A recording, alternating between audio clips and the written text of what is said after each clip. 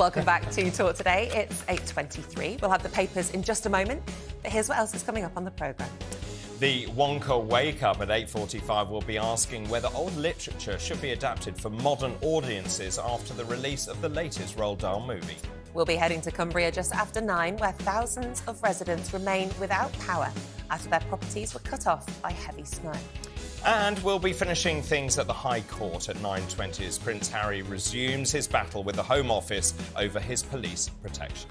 Well, let's take a look at some of this morning's front pages now, all focusing on the government's tough migration stance. Yeah, let's start with the Times there. It lays out the Tories' new 5-point plan, which includes tougher rules on working visas and bringing over relatives. The Telegraph says the Home Secretary's plans could cut arrivals by a quarter and see salary thresholds increased. And Access denied Blast the Sun as they claim that enough is enough as the government plans to slash the influx of net migration by 300,000. Well, former Labour advisor Mike Buckley and broadcaster Emma Wolfe are here for a final look through this morning's papers. Should we start with you, Mike? Let's talk about what's making the front page of The Eye this morning. This is about, it's a shocking story. This is about the Environment Agency and the state of our water. It's awful. We all know about the sewage spills into rivers and into the sea and the impact that that's having on safety on beaches, for example, the impact that's having on the natural environment, on drinking water, potentially. So it's another bit of our country that is very, very sadly falling apart under a government that's been underfunding and just doesn't really care. So this one is about the fact the Environment Agency... I'm sorry? These are private companies. Well, they are, but the story is about the fact that the Environment Agency, which is a government agency, has only been inspecting 10% of water pollution incidents and only 5% of cases linked to water companies. So it's a story about the water industry itself. As we know, I think we've got the only fully privatised water system in the world, or water system, in terms of, providing clean water to people and dealing with sewage, etc., which obviously just isn't working. And they've obviously, in a way, understandably, because the company would say, it's our job to make a profit, mate. We're a private company. It's not our job to take care of the water system. We would say, as consumers, it's your job to provide safe water, clean water, and to take care of the natural environment, and that's what they should be doing. That's what they're not doing. We've known that for a long time. Have the government done anything about it? No, they haven't. And, of course, they've been singularly underfunding the Environment Agency, who I would imagine are doing the best job they can, but their staff has, gone down a huge amount because of underfunding. So I think they're doing what they can, but what they can do is nowhere near enough. Well, the job of the water companies is not to discharge raw sewage into our waterways. We have floods, we have water shortages, we have an absolutely catastrophic water industry in this country. And vast billions and billions and billions of profits. It's not... So private enterprise works well when there's competition. This isn't really true competition, is it? Well, it should never have been privatised. You can't choose your water provider. No, it's ludicrous to privatise it, but they did, and we've been living with it since. And we haven't built a reservoir since 1992, coincidentally, just before privatisation.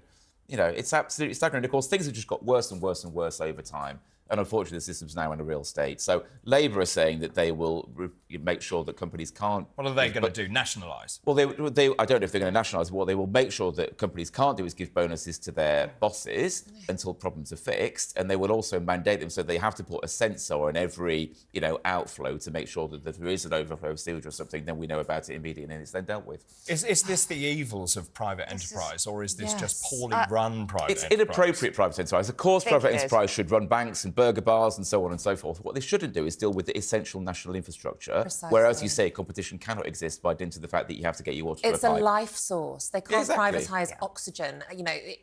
It frustrates me. I feel like each CEO, each shareholder in this business should be forced to drink a glass of the water that they are supposed to be filtering. You could have said 40 years ago, let's try privatisation. We've tried it. It's failed miserably. Well, hang on a minute. So Keir Starmer, though, cosing up with Margaret Thatcher, loving small business, private industry, I don't think the Labour Party will do anything different. Let's just calm down about Starmer. They will. All he said. He was talking about... It's a short story. They will. He was talking about the people that change the political weather in this country. He mentioned her, I think, once in the Telegraph article. We all got very excited and started clutching up. Oh, my God. He's not hugging her corpse. Yeah, and I never defend Keir Starmer. But in that case, let's just calm down about that. He's not about to go full-on Maggie, I don't think. Right, we're going to move on to the next story then. Page 5. of The Telegraph, another Royal Rumble. Yeah, well, speaking of clutching our pearls, so this is the senior royals ever since the SCOBY, you know, the royal racist row, which has been going on, it feels like weeks, but it's days now, about how those two names got into the Dutch edition of the manuscript.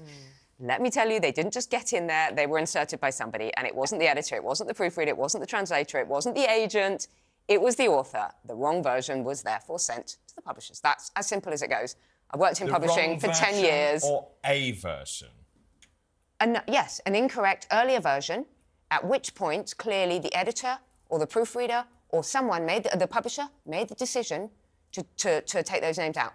The wrong version was printed incorrectly. So we spoke, actually, to the publisher, and they said that because in Holland people are bilingual, they wanted to get to the press very quickly, and that's why they did it. When we spoke... No, but the names, how did they get in there? That's irrelevant. Indeed. So that's why I gave you that question. Was it the wrong version, or was this deliberate? It would have been an earlier version of the manuscript. But was it deliberate? Oh, well, there you go. Well, that's where was I'm it going deliberate? with that. Well, we know about the scope. deliberate nature of it is if it was deliberate, there's no way that one could control when that came out. And I would think that it would be highly coincidental that those names got leaked after it had been published rather than a long time before. I think it was going to, if it was going to be done intentionally... And I don't think it would have been done in the Dutch edition. Way. I don't think it's not a Dutch kind of publishing thing that they would have done. I think that maybe SCOBY would have done it. Maybe it would have been cooked up by an American publisher. But anyway, all the royals together today. Anyway, today, all the royals together. Yeah. So today we have the senior royals. They're going to be pictured together. They've got a big white tie reception. Sounds quite fun. Oh, lovely. White tie reception at Buckingham Palace, a diplomatic reception. And then on Friday, they've got Catherine's Carol concert at Westminster Abbey. And this is obviously, you're talking about Harry's case in the High Court later. Yes. So, you know, lots going on. They're not going to be allegedly discussing whether they respond, but there are discussions with the senior level aides about whether they respond at all, how they respond. You know, I think everybody's saying it's very unlikely that they will take legal action or sue. Yeah. But, you know, there might be a statement from them. There might be some response. Let's see. We've heard nothing from Harry and Meghan. No, Mike, wouldn't it be great if people responded to tackle racism rather than be outraged at an accusation of it? Well, it would, and we have... I mean, this story is obviously, it's important for the royal family. But in a sense, we've kind of heard it all before. Sure. But you're right, we've got huge problems in our country, very sadly, with systemic racism, and they're not being dealt with. Yeah. And we tend to just look at the problem and say, we always put it in a box and say, you know, too hard to deal with. It's not too hard to deal with. But, you know, we need to take systemic action. What happened was racist. Again, this goes back to the very nub of it. To actually question what the baby might look like is not racist. But no one's saying it is. It's not racist. It's a question that needs to be asked. Nobody's saying that it is. The issue is over whether there were concerns over the skin colour. But there are other things that the royal family that was addressed. But who used that turn of phrase? Exactly, and this is the issue. I mean, in the end, we're never going to know, are we? The royal household is exempt from certain sex and race-based discrimination laws in the Equality Act. So I find it really difficult to see a family there saying, you know, we didn't question this, and that's fine. I'm having a mixed race baby. We've questioned in our family what our baby's going to look like. That's okay. No one's had concerns, thank God. But this is the same family, and their royal household is exempt from certain race and sex discrimination laws. Can we please focus on addressing real, actual issues? I think this is really unfair what you and Mike are saying. I think we've made huge progress in this country. So do I. My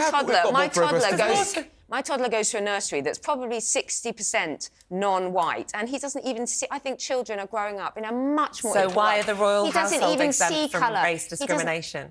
But that's such a side issue. We've got huge problems. So if a person of colour was to be fired on the basis of their race in the royal household, they would not be able to use the Equality Act because the royal household are exempt. Well, that's probably a legacy thing that will be updated in time. And they're probably exempt from other king, things as well. We have a king who is more inclusive and multicultural and interested in the Commonwealth than any other monarch we've ever had. King Charles includes people of all race and faiths. And look how he was with Meghan's mother at the wedding. I thought he was fantastic with her as well. Look at his coronation. I'm not criticising Charles. I mean, I think he's doing a good job. I mean, look at his speech at COP28 a few days ago. I mean, you know, he really is in this instance a global leader, and I think that's something that we can all respect, and certainly far more than we could, you know, respect Rishi Sunak's stance on this area, which is flip-flopping, you know, is repeatedly, and is incredibly unhelpful and has been called out for that. But in terms of racism, we have made huge strides as a society. absolutely. But we've also got a long way to go. I mean, you just look at the stats on stop and search,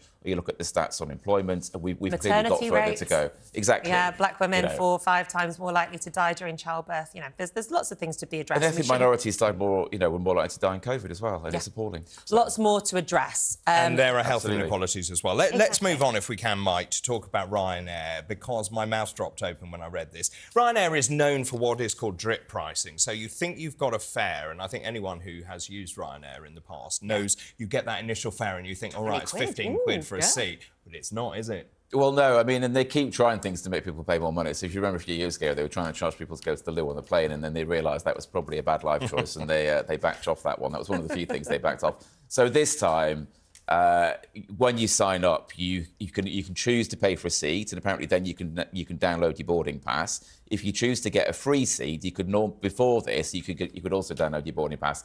Now they won't let you do that anymore. You now need to queue when you get to the airport. So it's one more barrier, and it's one more thing to push people towards paying for a seat that they could otherwise get for free. So it's just them trying to screw more money out of people, and obviously we can look at it and say it's a terrible thing. Then again, if you're going to choose with Ryanair, you kind of know what you're signing up for, don't you? Do you? You see, this No, is an you argument don't. that's Misery. often... Yeah. This is the thing. A lot of people say, well, if you're doing Ryanair, it's because it's cheap. 9 times out of 10, I'll be choosing Ryanair because it's a convenient flight time and I can't go with another airline. I don't think it's very... Yeah, it's not always about cost, it's also about convenience. And it flies to the city that you want to go to and all of that. Heaven forbid. Honestly, Ryanair and all the other budget airlines just fill one with dread, because you're going to be in a seat that is literally, and I'm small, but you're going to be in the seat the size of a postage stamp, and you're just rammed in. A sandwich, if you need something as outrageous as a sandwich, it's going to cost £25. A bottle of water, you want a bottle of water, that's going to be £35. Yeah. I mean, the way they get money out of people is beyond And I've never belief. sat in a budget airline seat that provides cover for my neck. I'm too big for them. Yeah. Honestly, the headrest is here, and I'm like, if we crash, I'm gonna As for lose your my legs, head. what, you want to put your legs in behind the seat? You've got to as pay well? extra to use your legs. But they brought this in almost overnight. So those people like me, and I never have a seat if I'm flying alone, because you then tend to get some quite good seats, because as they release them later, you've got the ones at the front, for example, that are on their own. But you can't now download that boarding pass, and people were then left waiting for a long time at check-in to get their boarding pass. I mean, it's another reason not to fly. Just take the train, guys. Just take the train. You'll have a much better time. You'll get a decent seat. How do you take can the have a train to wander around. Australia? I'm not with Ryanair, obviously. Well, maybe don't go to Australia was the answer to that one. There we go, problem lovely solved. country. Emma, you've got this story now in the Times about 2 million children growing up in homes with smokers. Yeah, so obviously, passive smoking is hugely harmful to children. But the more concerning thing is that 8.8% of women are still smoking during pregnancy. And that is, just so bad for a newborn baby. Yeah. Or, sorry, for an unborn baby, I should say.